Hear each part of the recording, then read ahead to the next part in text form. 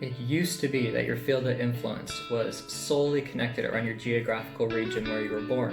And that's why all the Ninja Turtles, Michelangelo, Donatello, Leonardo, and Raffaello were all connected to Florence, and specifically were even born in the same time frame, with the exception of Donatello, who was a precursor to the Italian High Renaissance.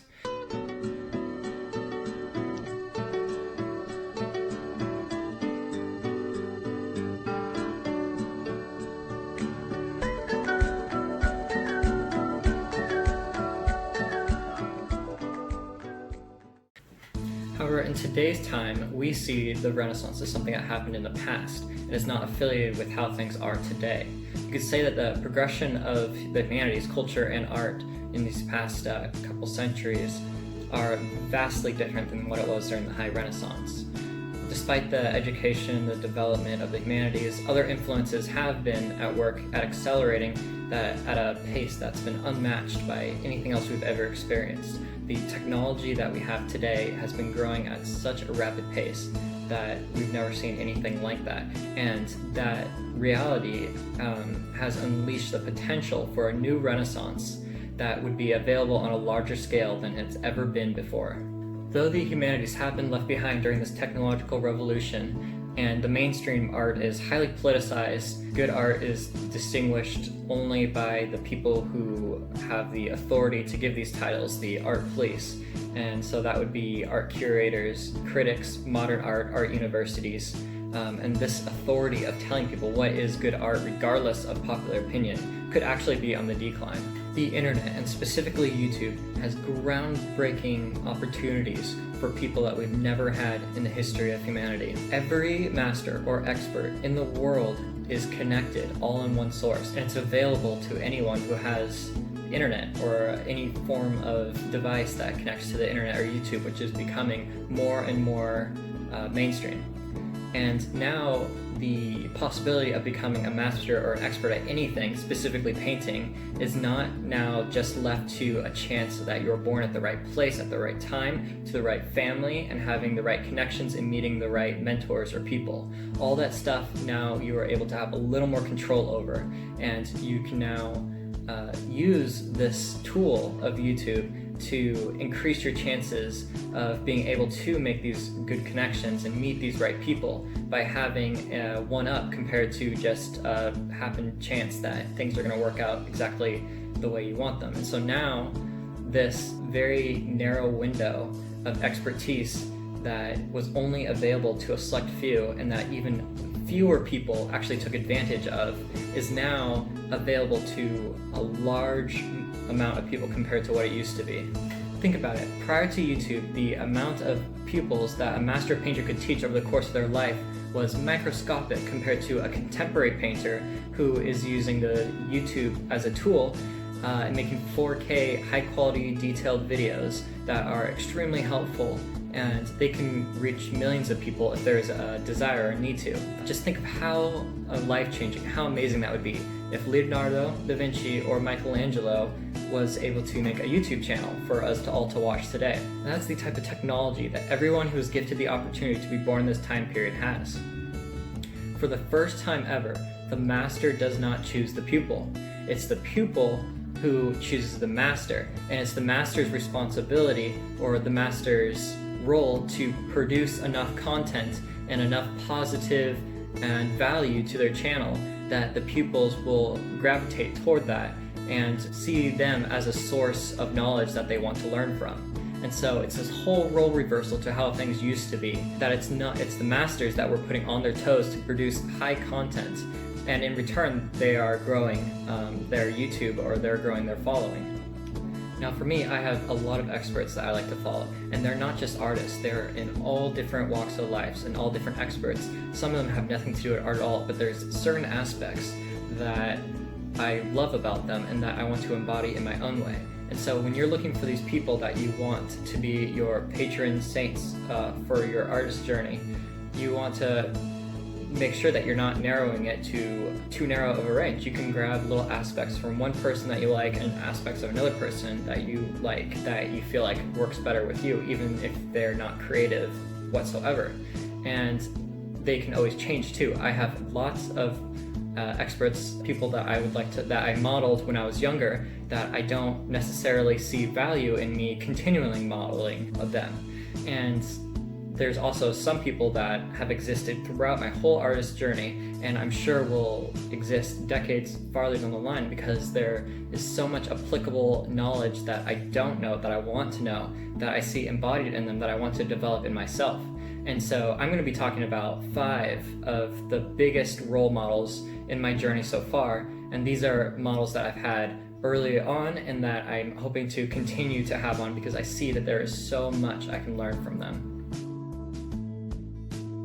The first person on my list is actually an artist. He's one of the 2 artists I have in my top 5. His name is Cesar Santos, and you probably know him, and if you don't, you're going to come across him pretty soon, because he is dominating the art market for high quality, extremely beneficial art videos that are geared toward helping you learn in a very academic, informational, and fun way.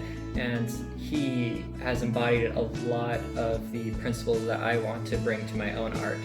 I don't particularly want to be doing the identical subject medium as him, but I love his handling of paint and charcoal, and it's something that I am nowhere near the competency that I see in him and that I want to emanate.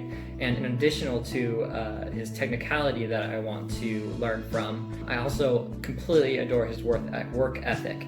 He is one of the hardest working people that I've personally got to meet, that I've seen in the artist world, and specifically in his academy days, where he was studying at the Angel Academy of Art, which is a neighboring school to the atelier that I'm studying at, the Florence Academy of Art. And he is the quickest person to finish the entire program at the school, which was a 3-year program that I think he completed in like a year and a half or something ridiculous like that. I mean, he was working, I think he said in one of his videos that it was like close to 18 hours a day sometimes, where it was just art, very basic food, and then a shower if you were lucky, and then sleep, and then just doing that day after day after day. And just that dedication and drive to doing what you're passionate about is something that I admire in him and that I want to keep embodied in my own journey. Now, the second mentor I want to mention is not a painter at all. He's actually a clinical psychologist and a university professor at the University of Toronto in Canada. And his name is Jordan Peterson. He's kind of a slightly controversial figure because of a variety of different reasons. The one thing I am taking from him is I love his willingness to address complex ideas to his audience. I've watched hours upon hours upon hours of his lectures, videos. I've read both his books. I've read basically anything that he's come out with. And I just love the way that he is comfortable to address these complex ideas to just everybody. Because a lot of people that have all this knowledge that he has, they dumb it down for the audience, or they simplify it because they think that the audience is not going to comprehend, they're not going to be able to understand it, which could be true to a certain extent. But I am able to watch so much of his videos because I'm getting maybe 30 or 40% of it at first, and once I start really familiarizing myself with the concepts I was talking about, maybe I'm able to understand a little bit more, and rewatching it, I'm able to understand even more and more and more. His willingness to address these complex topics head on and not put a little bit of information and then a bunch of fillers around it, but just information after fact after all these different concepts and ideas to consider. It's just so much information that it just gives you so much to build off of, and that's something that I think is very attractive to me, and it's something I want to embody in some way, shape, or form into my personal identity that is manifesting through the work that I create.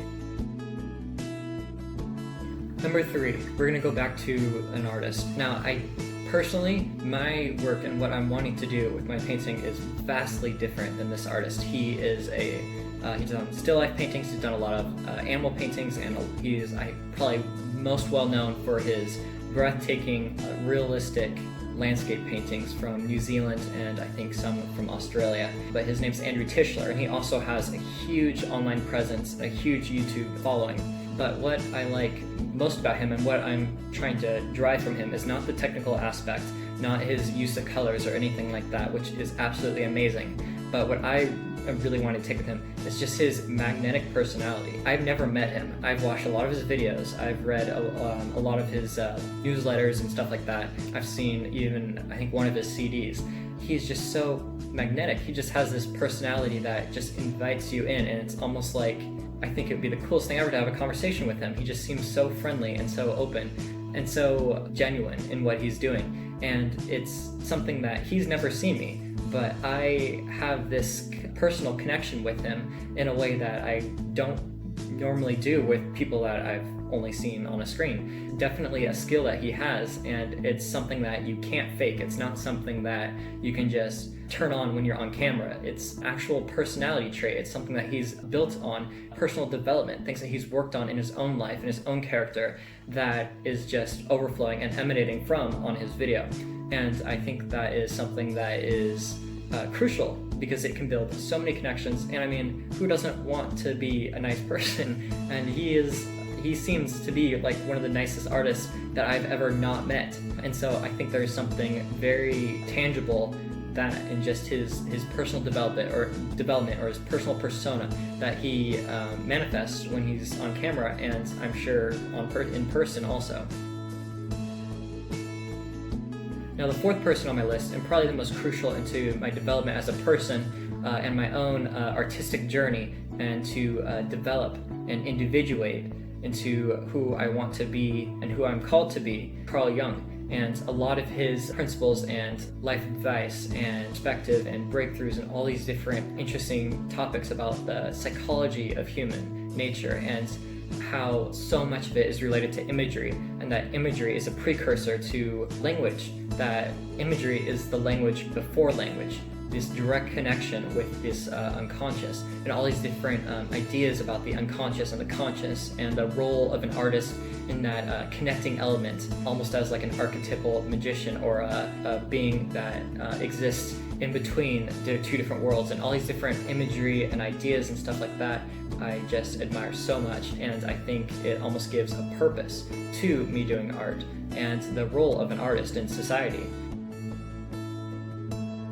Now, my fifth model, last but not least, is kind of an overarching group, a concept more than an actual person, and that's the kitsch philosophy, which is basically the combination of Aristotle's philosophy and painting combined. And the idea is that paintings need to have a set criteria for them, and the necessity for that is that you can't judge, you can't compare two paintings together if they don't have the same philosophy behind each one, the same overarching principles. And if you can't judge them, you can't compare several paintings, then you can't improve upon it. And if you can't improve upon paintings, then we're just staying stagnant. We're never going to develop humanity, develop our culture, if we're not able to improve on our predecessors. And so we need those set standard rules. And Aristotle, in his Nicomachean Ethics, Poetics, and Ethics, and all these different books he's attributed to have written, talks about these different principles that are based on reality, based on nature. And so that is where we put the representational arts. The kitsch painter puts the standard on laws of nature. And so it's highly connected with Aristotle and the Aristotelian way of thinking. I think that is crucial to have a set standard to base your art on, so that you're able to improve it on, because no one's going to compare a Rembrandt with modern art, something with just like two squares and a triangle on a white page. No one's going to compare that with the Rembrandt, because the philosophy, the overarching ideas are different. You can't compare them, and because you can't compare them, you can't improve them. So those are my top 5 mentors that I've used to help improve myself.